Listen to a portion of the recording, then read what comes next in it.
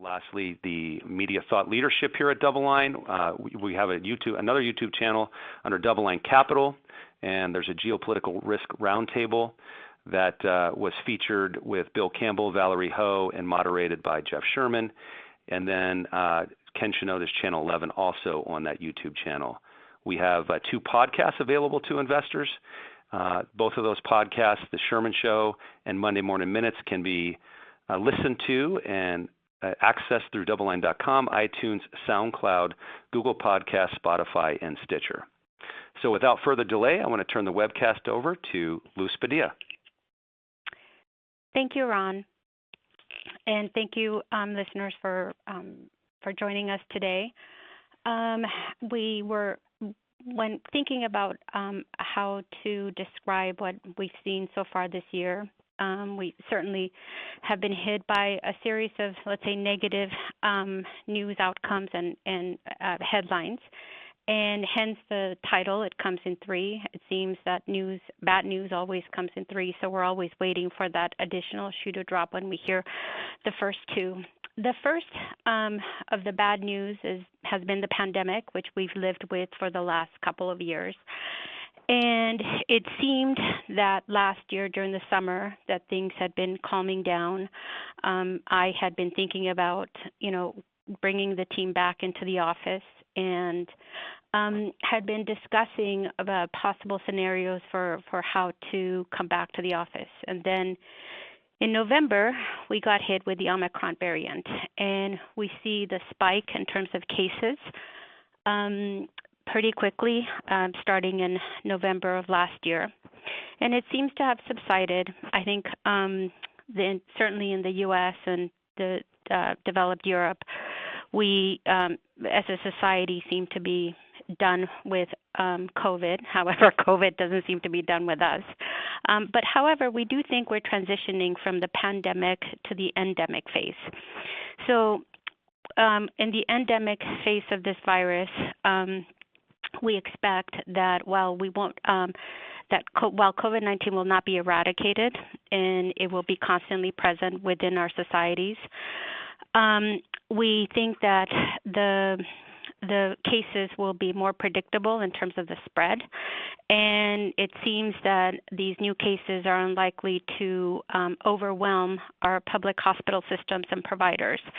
And so it seems like we're well on our way to moving into that endemic phase. And certainly in the U.S. and again in the developed markets, we seem to be moving towards that outcome, and our policies are reflecting that. You see that in terms of the opening up of businesses. People are going out more often now, traveling, and certainly the lifting of the mask mandates.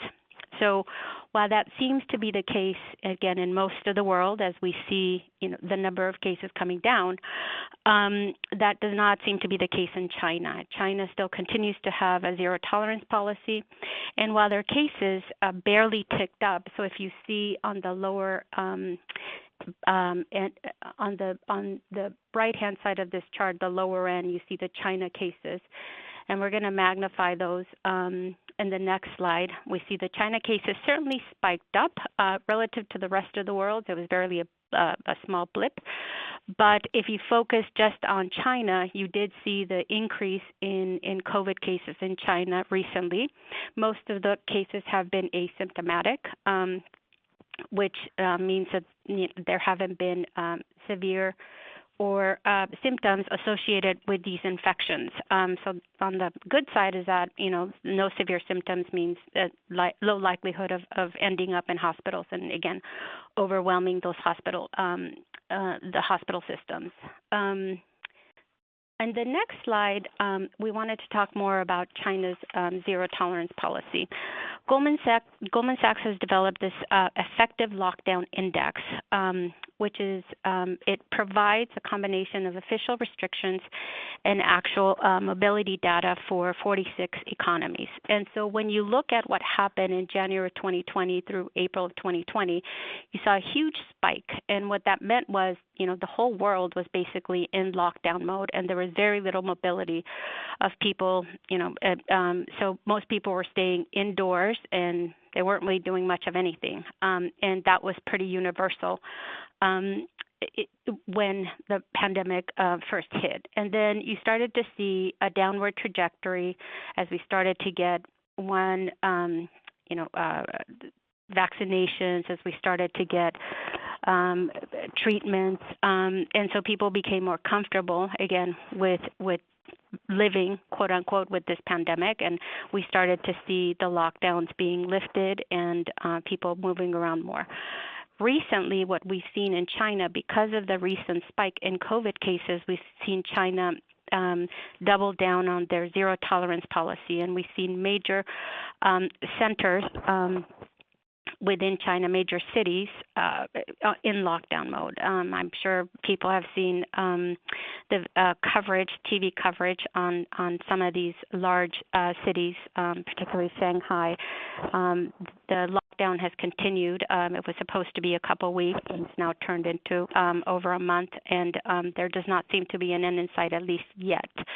And so as a result, we've seen, the overall activity within China decrease significantly. And in this case, the higher the number, sort of the worse off it is for that particular country.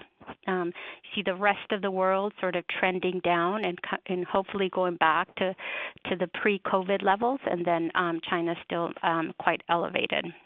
All of that means that in the next chart, it is estimated by Goldman, given this index that they developed, that these restrictions are going to lead to a decrease in the overall global growth GDP numbers. If you see here, again, back in February 2020, this led to a sharp contraction across the world because, during that time, most of the world was indoors. But then, again, as we started to have some improvement in the management of this pandemic, we started to see that come down. So most recently, we've seen, given these Chinese policies, we've seen the expectation for specifically China GDP growth to come down. All of this activity has certainly affected the expectation for growth, not just in China, but in its neighbors. Here we look at the expectation for Chinese growth slowing. We have here the Chinese manufacturing PMI numbers sharply decreasing. Again, the break below 50 is the expectation of a contraction, and so that is exactly what the expectation is. If we look at the IMF growth forecast and expectations, so here we go back to 2019 for emerging Asia. And that's to include the pre-pandemic levels. 2020 obviously affected by the pandemic. 21 was a sharp rebound. And then when we look at the October 21 expectations, they came down from 21 levels, but they were still pretty robust. And then in April 2022, given these new Chinese policies, we see a contraction. And specifically in China, we see that contraction the sharpest from the expected growth number in 2022 of 5.6. That's been brought down to 4.4. India seems relatively immune. And then the other country that seems to be most highly impacted will be Thailand within this group. We expect, however, that these numbers may have, let's say, a downward bias as we get to the next topic, which is Russia's war on Ukraine, which we expect will continue to have a downward effect on growth expectations. So continuing on with specifically China and the effects that it is having on the rest of emerging Asia. The one, I guess, shining outcome of this or silver lining of this is that a lot of these countries have started to, rebound from their fiscal balances that they started to increase, especially during, the height of the pandemic. So if you look at the fiscal balances for emerging Asia, negative 5.7% in 2019, ballooned up to 10.2, came down to 6.5, but then has increased to 7.6. Again, largely due to the Chinese numbers, and that is to be expected as China needs to continue to provide support for in order for its economy to keep growing. So we look at the bulk of this deterioration, and most of it is indeed coming from China. Okay, now turning to negative news number 2, which is the Russian invasion of Ukraine. This next slide is a little busy, but we wanted to take you back to give you some perspective. So if we look at what started this whole war that Russia is imposing on Ukraine, it started back in February 21st when Putin decided that, and its parliament decided to recognize the independence of the separatist regions in eastern Ukraine. And so what does that mean? We have the Donetsk and Luhansk regions, collectively known as the Donbass region. Those two regions, which are in this area, again, I apologize for the small print, they were declared independent. And so there was a significant number of Russian-speaking people within that region. And that region had been in basically in a fight with Russia, basically since the annexation of Crimea by Russia in 2014. So for the last 8 years or so, there has been a quote-unquote war between Ukraine and Russia in that particular region. But this gave Putin the excuse to basically begin the full-on invasion or war in Ukraine. I believe before the war started, most people thought that it would be basically contained to this region. However, I think a great majority of analysts and myself included were quite surprised by just the scale of the war that Russia started against Ukraine, trying to take the whole of the country.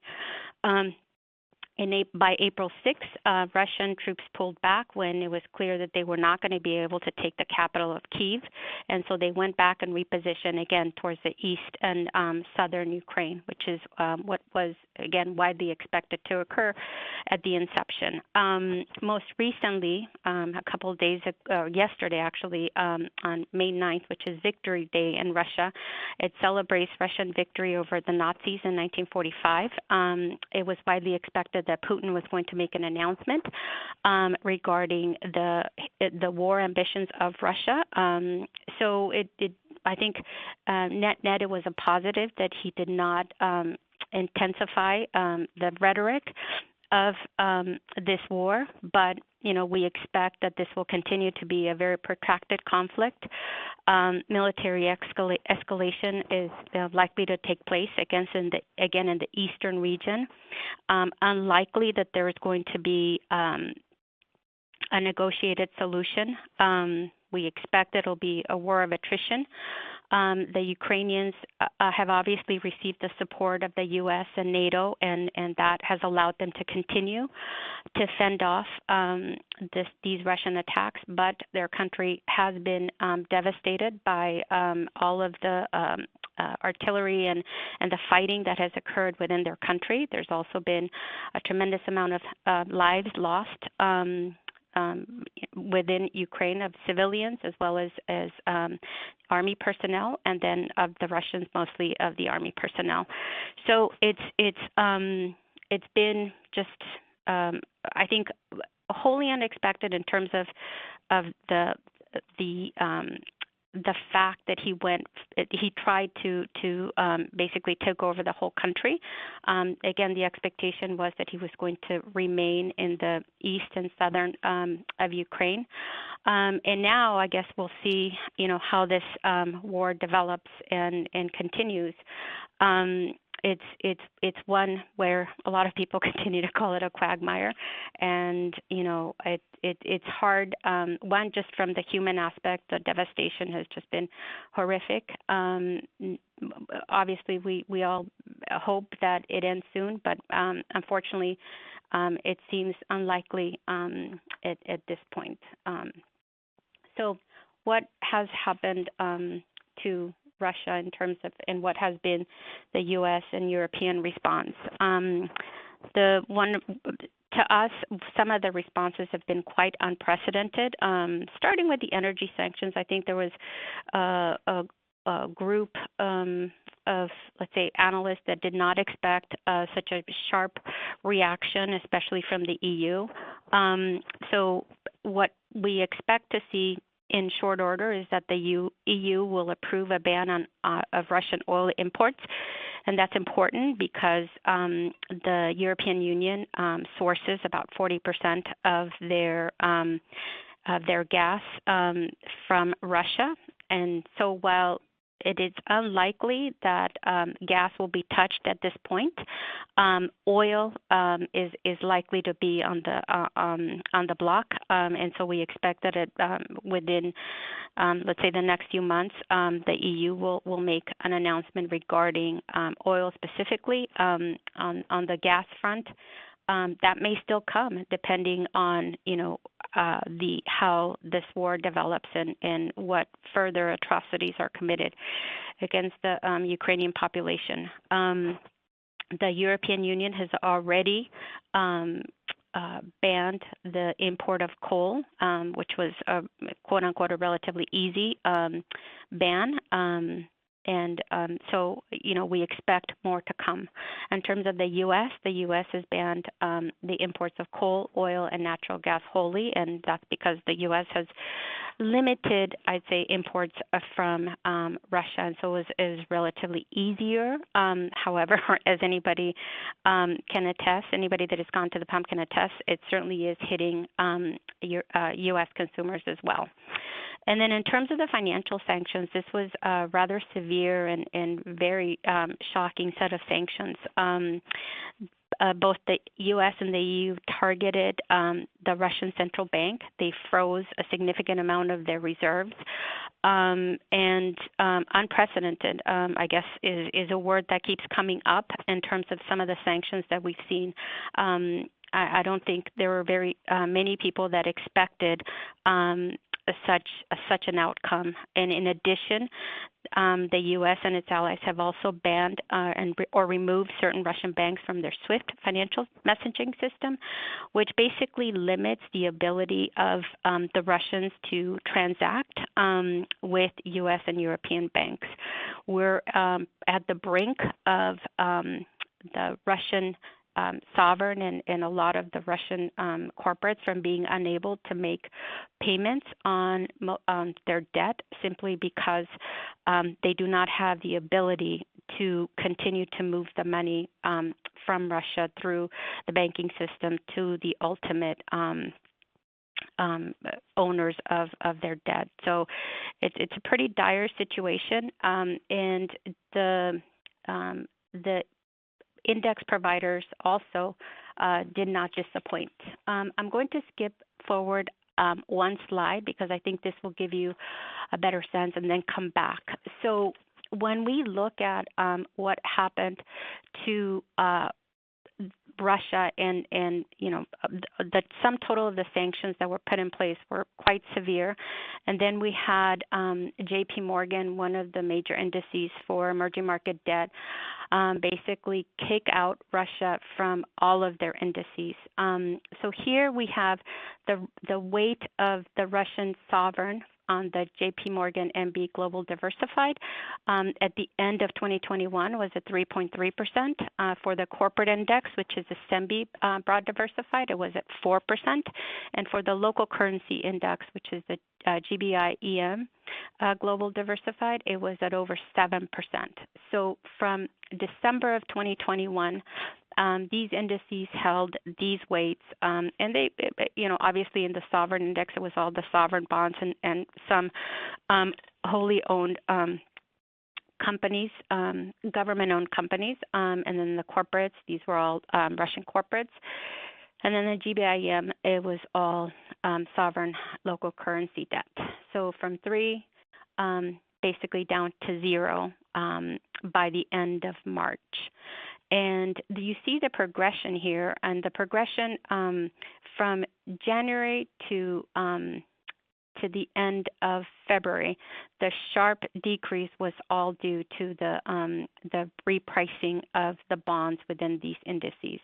So at the end of January, the Russian weight of the Russian securities within the MB Global Diversified was at 3.1, and then that decreased to less than 1%, and that's all due to repricing of these bonds. These bonds at that point in time were still investment grade rated bonds, and they went from investment grade rated bonds to now we can't own them because we can't settle them, and they were marked down to a price of 0 by the end of March 31st of this year. Very similar, the same thing happened to the local currency bonds in the GBIEM index, but their weighting of the Russian securities was at 7%, which is significantly higher. The chart below has just the spread movements of these bonds. Again, these were investment grade rated bonds starting the year. Spread of those bonds on average was at 167 for the sovereign and 252 for the corporates. And they obviously increased significantly to over 3,000 for both of those indices. So the bonds in both of those indices on average were over 3,000 basis points, and then NA because they were marked down to 0, so there is no spread. So if we go back to the index as a whole, what happened to the spread levels for the indices just based on this Russian and Belarus exclusion from these indices. So we started December 20, or we ended, 2021. So if we look at December 31st, 2021, the MB Global Diversified, which is a sovereign index, had a spread of 367, and it was hovering there. But then, due to the Russian invasion of Ukraine, it ballooned up to 469. Right before Russia was kicked out, that had come down to 438. And then because Russia was kicked out of the index, and again, the Russian portion had spreads of over 3,000, the spread moved down to 399. So this was not due to spread tightening. It was due simply to the fact that the Russian bonds were kicked out of the index, and they were valued at 0 when they were kicked out. And then most recently, we've seen an increase in spreads from 399 to 438. That was to the end of April 2022. And then here we have similar comparisons for the corporate index, and then we provided the yields for the local currency index.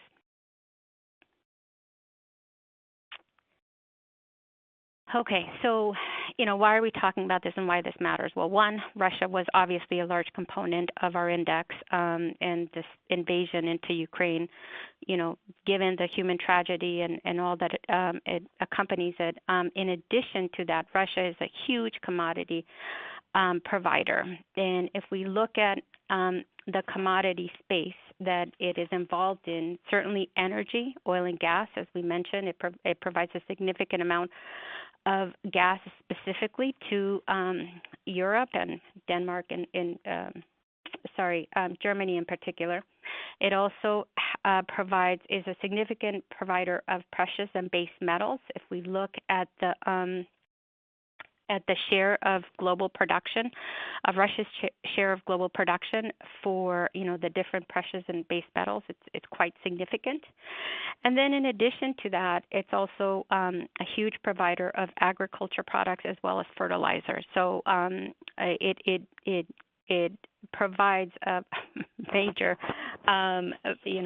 components to that keeps a lot of these economies going. So the trade linkages are quite strong, specifically within the European and Central and Eastern Europe regions.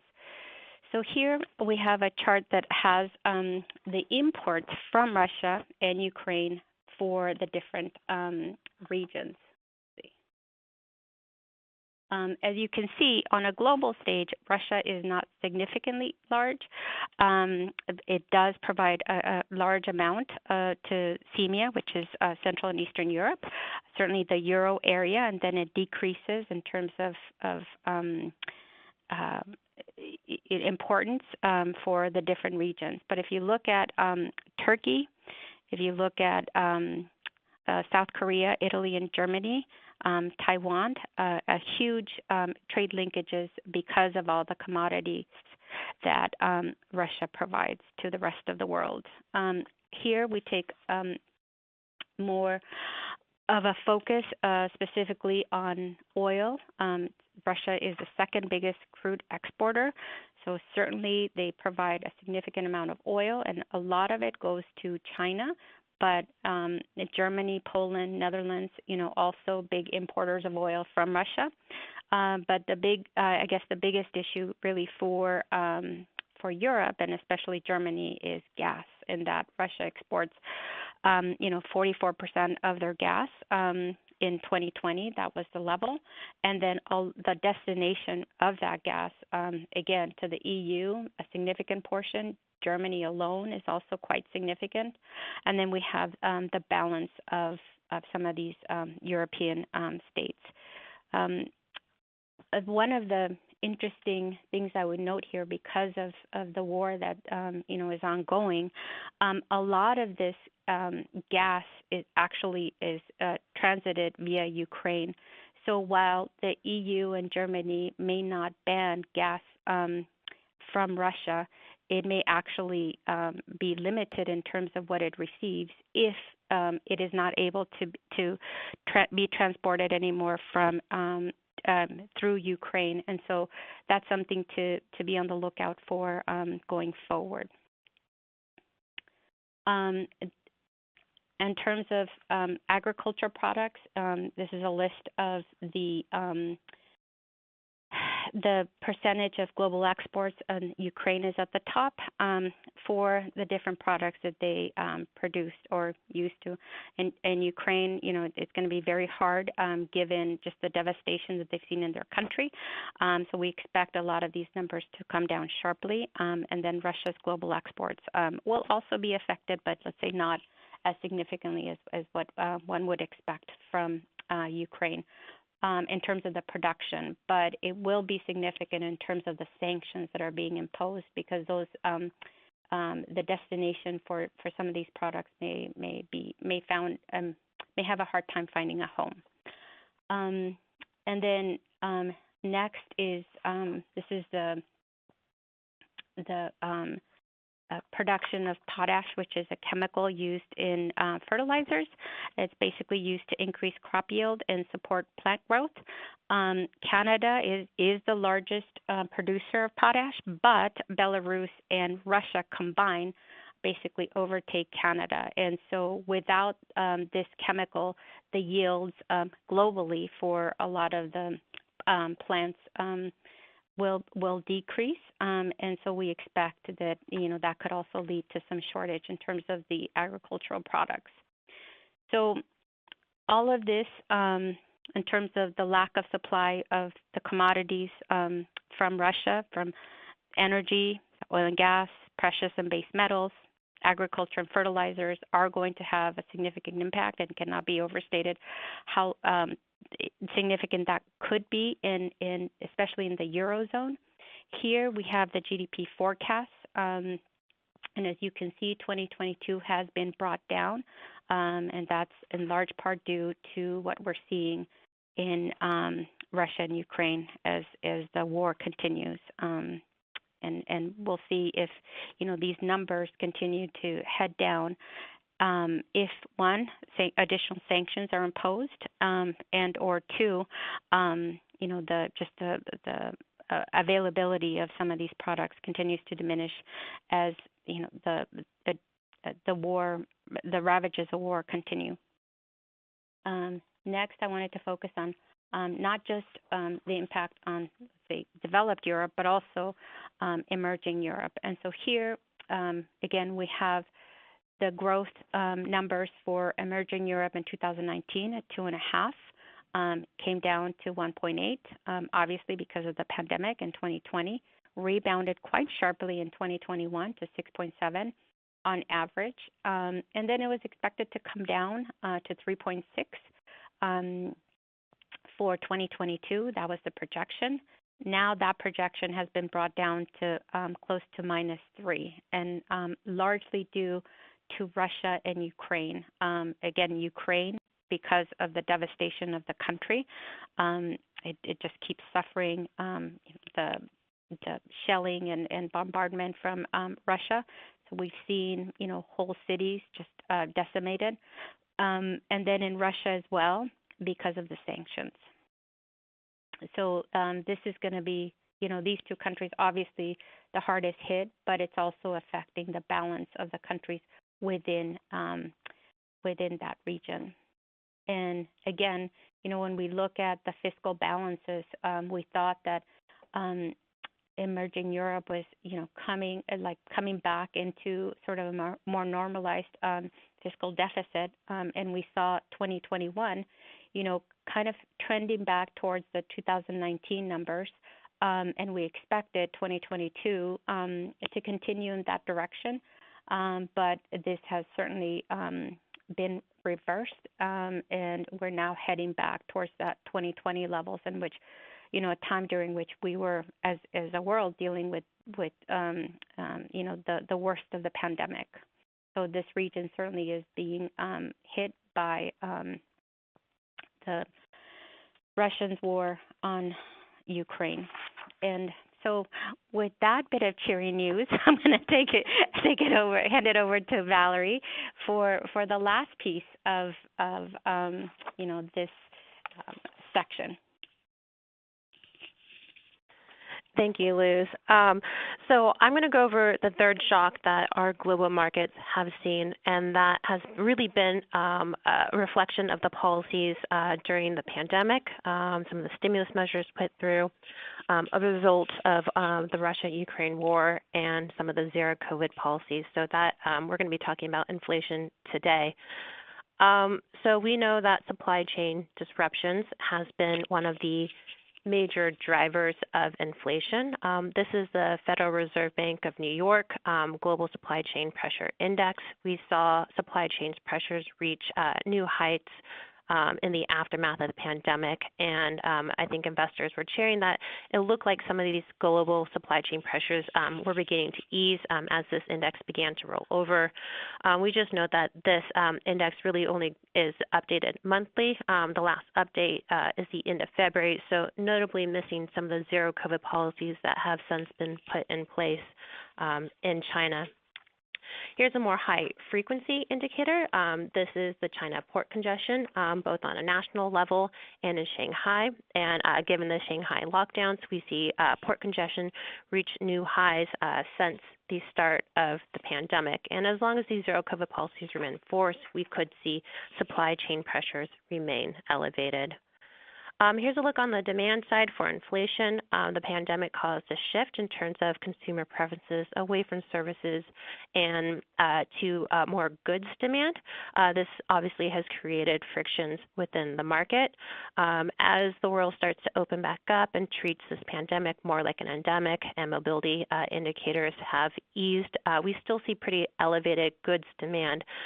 So one thing that we're watching here at DoubleLine is whether this higher demands for goods is more of a structural shift when we think about hybrid or work from home models, the way that companies think about just-in-time inventory models, and if this higher goods demand can remain elevated for some time.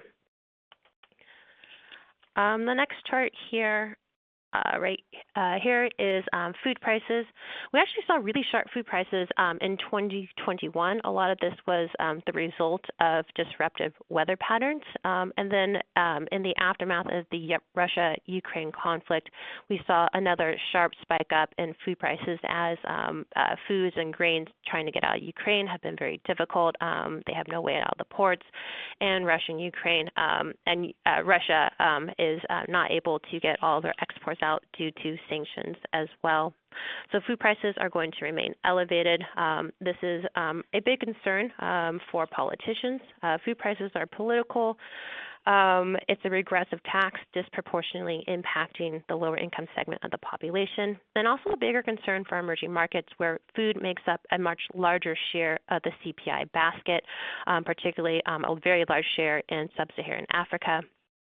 We know that food prices was one of the triggers for the Arab Spring, so we are on watch here for the potential for rising social discontent given high food prices, and we're also on watch for the government policies of how they're going to combat this. We've already seen government implement policies such as subsidies, cut import tariffs, price controls, export controls, and a lot of these policies have a fiscal impact at a time when fiscal space is not that high and emerging market economies are working to try to consolidate their budget in the aftermath of the pandemic. Luz touched upon this already. It's the potash prices. These have skyrocketed given that Russia and Belarus are no longer exporting potash to the rest of the market. Farmers are scrambling to find additional or new suppliers. This has been certainly difficult, and we expect, given the higher fertilizer prices and the expectation, if they aren't able to find fertilizer for lower yields and lower supplies, to continue to keep agricultural prices on an elevated basis. Here's a look at global energy prices and industrial metals. Luz again also touched upon this, given the potential for Russia to no longer export some of its 4 million barrels per day of oil to the global market. This has kept oil and crude prices elevated and high.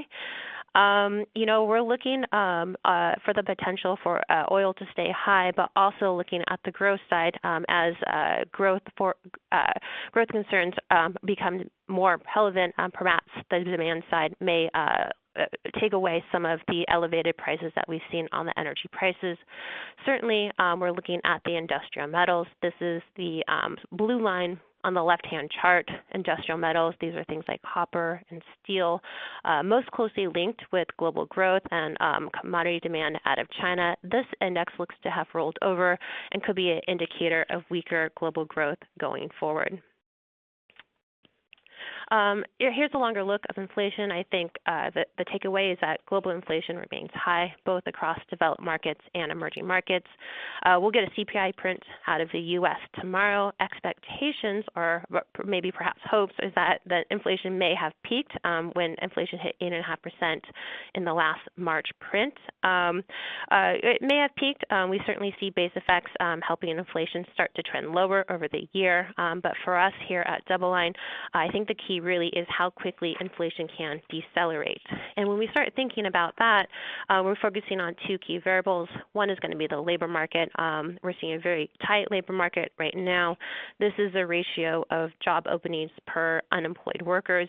This ratio hit an all-time high of 1.9, meaning that for every 2 job openings, there's only 1 unemployed worker seeking for a job. So a clear supply-demand imbalance resulting from the pandemic, and this has been leading to wage pressures.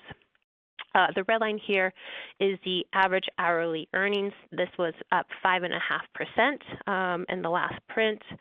And then the blue line is actually the real average hourly earnings, so average hourly earnings minus CPI, and that's actually negative. So despite the fact that workers are receiving nominal increases, it's not keeping pace with rising price of fuel, rising price of food, which given the tight labor market, these workers have a lot of negotiating power to try to increase their wages, which may keep wage pressure high going forward. Right here, and then the second variable we're watching is shelter. Shelter is 30% of the CPI basket. Shelter prices are up 5% or so in the latest CPI print. We'll see what we get tomorrow, but the 5% print seems incongruous when we look at sort of the underlying data when we think of home prices, which are up 20% year over year, or rental prices when you look at the Zillow observed rent index up above 15% on a year-over-year basis. Seems like shelter prices may have further room to go up. This is a revision of the IMF forecast for inflation for 2022. It's indicating how inflation forecasts have moved up since October when they last forecasted versus their most recent in April when they released their 2022 forecast. I think the big takeaway is inflation certainly is on the rise, and this is reflecting a lot of the sanctions that were put on Russia, the higher commodity prices, and the supply chain disruptions we're seeing from China due to their zero COVID policy.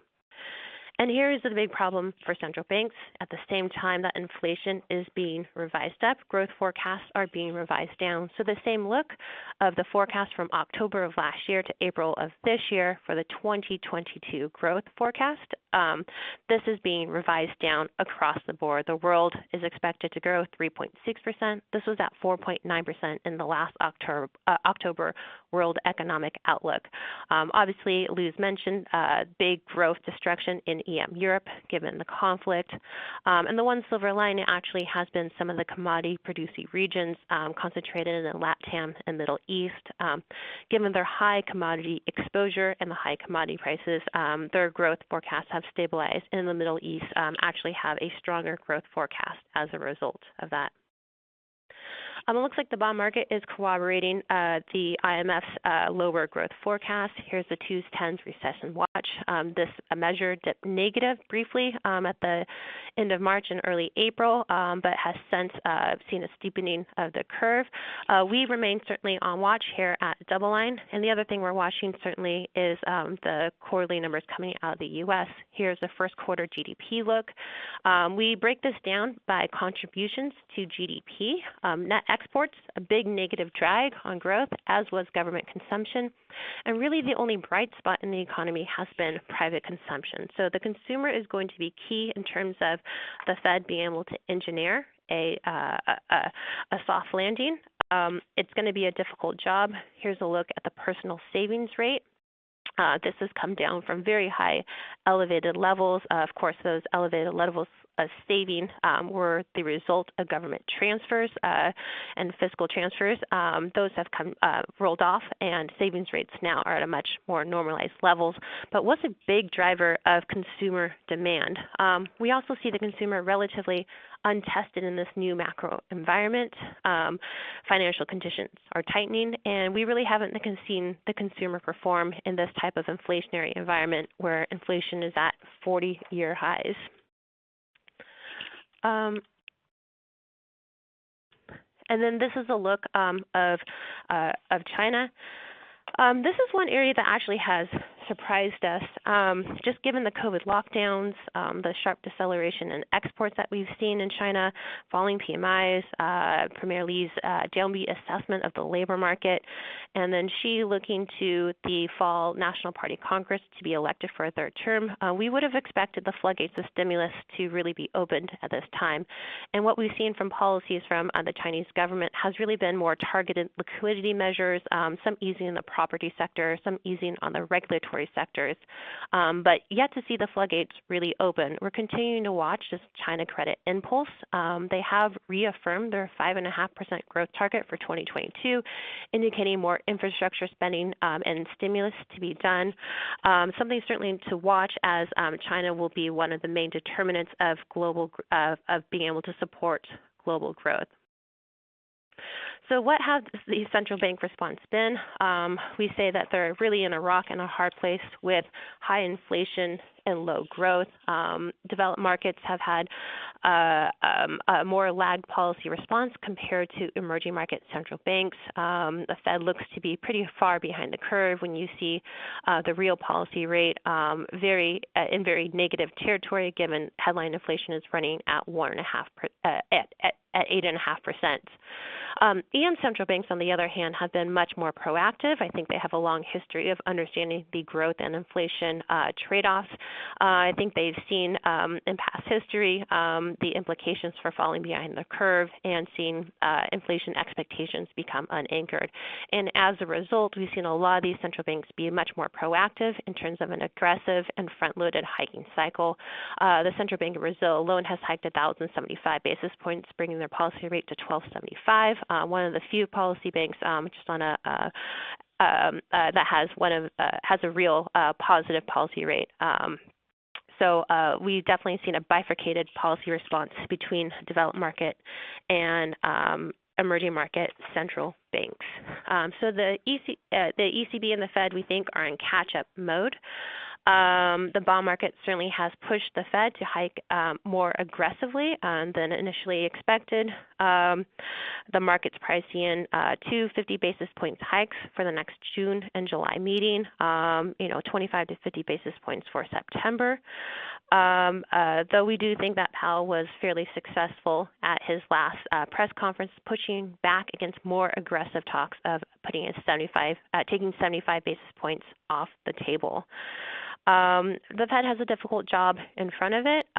Certainly a lot of the inflation that we talked about is supply-driven. The Fed has blunt tools, and those tools aren't necessarily great at combating supply-driven inflation measures.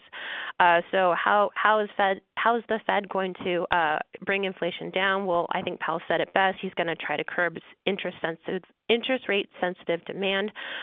To us, that means the housing market, that means the financial market, the equity markets, so using reverse wealth effects to lower consumer demand and decrease deflation.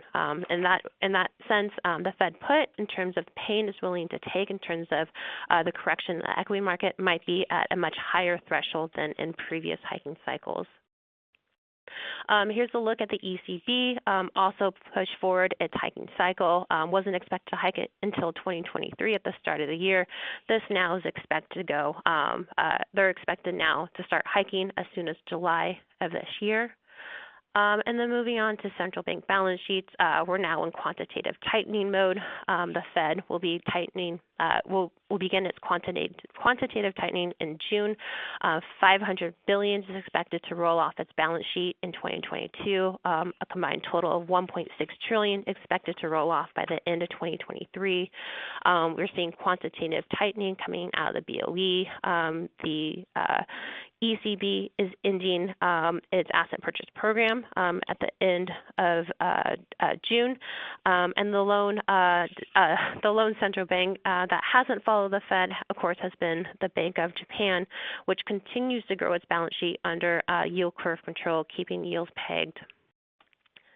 So this has been a really tough macro environment for fixed income and equity investors alike. Particularly for fixed income investors, it's been a relentless backup in rates. In the U.S. Treasury market, 2-year rates are up 186 basis points. 10-year rates are up 152. So we've seen sort of a broad trend of a flattening of yield curves, but overall, between 2/10 and the long end, rates have pushed up across the board.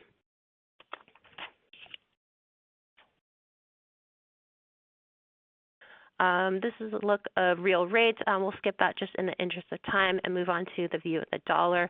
2022 has been a broad dollar uptrend. Particularly in April, we saw the Dixie move from 98 to 103. It's been a broad move against most of the G10 currencies, whereas emerging markets, it's been a little bit more bifurcated.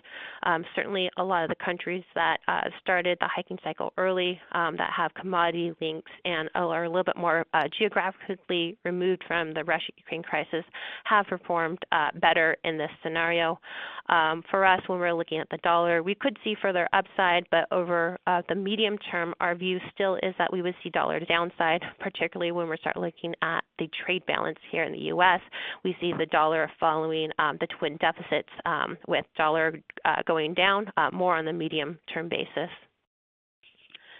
And then the next slide is a look at FX spot performance. It's a sea of red against the dollar, with the exception of the Brazil real, the Peruvian sol, and the Mexican peso.